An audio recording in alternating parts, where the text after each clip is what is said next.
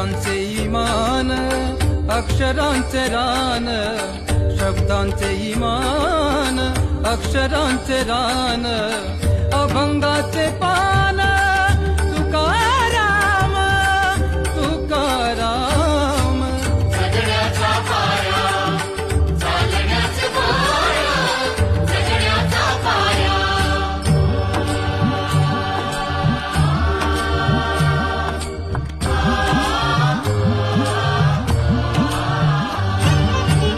वेदणारे मूळ आशयाचे कूळ,